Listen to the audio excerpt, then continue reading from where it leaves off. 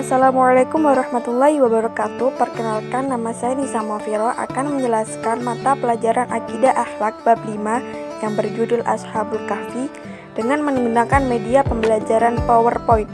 Selamat menyaksikan. Ashabul Kahfi adalah tujuan pemuda yang mendapat petunjuk dan beriman kepada Allah Subhanahu wa taala. Mereka menyelamatkan iman dan tauhid pada Allah Subhanahu wa taala dengan cara melarikan diri dari kekejaman Raja Dicyanus yang memaksanya untuk menyembahnya dan menyembah berhala-berhala di lingkungan istananya. Lalu mereka nantinya tertidur lelap dalam gua selama 309 tahun.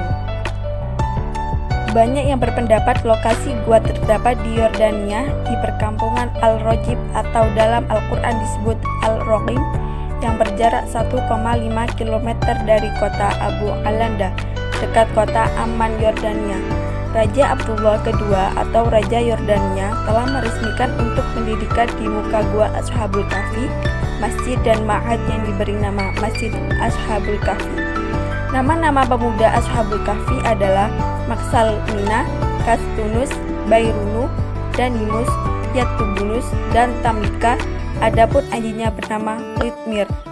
Allah berfirman dalam surat Al-Kahfi ayat 13-14 yang artinya, kami ceritakan kisah mereka kepadamu Muhammad dengan sebenarnya. Sesungguhnya mereka itu adalah pemuda-pemuda yang beriman kepada Rob mereka dan kami tambahkan kepada mereka petunjuk. Dan kami telah meneguhkan hati mereka di waktu mereka berdiri lalu berkata, Rob kami adalah Rob langit dan bumi.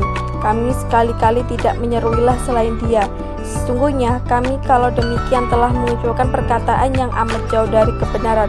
Quran Surat Al-Kahfi ayat 13-14. Dicyanus ialah seorang penyembah berhala yang sangat fanatik. Ia menyebar mata-mata ke seluruh negeri Syam untuk mengetahui orang-orang yang tidak menyembah berhala. Jika ia menemukan orang yang tidak menyembah berhala seperti yang Dicyanus lakukan, maka mereka akan diseret ke hadapan Dicyanus. Mereka yang tidak menyembah berhala akan diseret ke alun-alun dan dipenggal di sana. Dicyanus ialah manusia dengan hati bagai batu. Ia tertawa lebar menyaksikan jerit dan tangisan keluarga yang ditinggal dan disaksikan oleh seluruh penduduk Syam. Setiap kali Kaisar Romawi mengabarkan bahwa ia sangat senang dengan kepemimpinan Dicyanus, maka Dicyanus akan menggelar pesta besar. Tiba-tiba Dicyanus terlihat gugup dan gelisah dan berkata, Menteri, mana Martus dan Nairawis?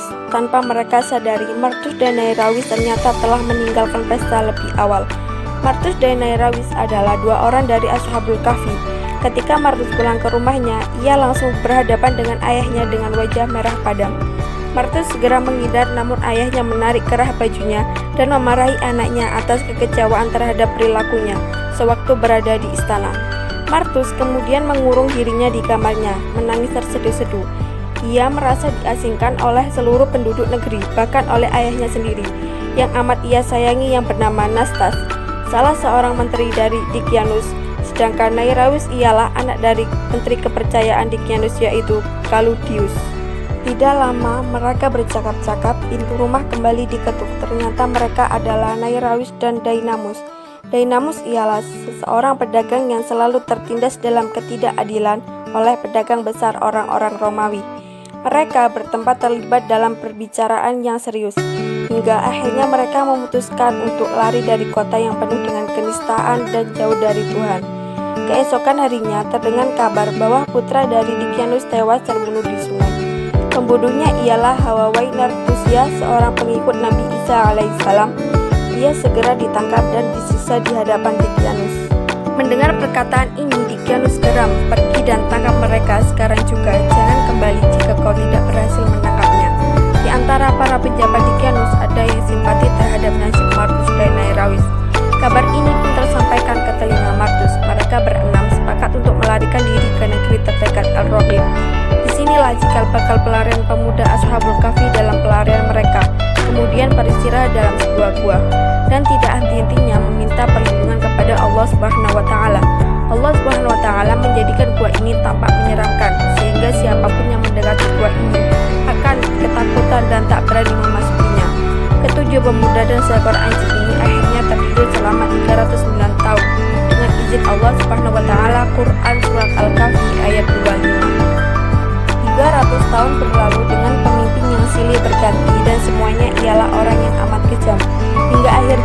Subhanahu wa taala menunjukkan jalan. Negeri Syam kini dipimpin oleh seorang pengikut Nabi Isa alaihissalam yang memerintahkan rakyatnya agar menyembah Allah Subhanahu wa taala dan menghancurkan berhala. Ia yang berlaku adil dan sangat bijaksana. Negeri Syam kini menjadi negeri yang makmur dan rakyatnya terhindar dari kemiskinan.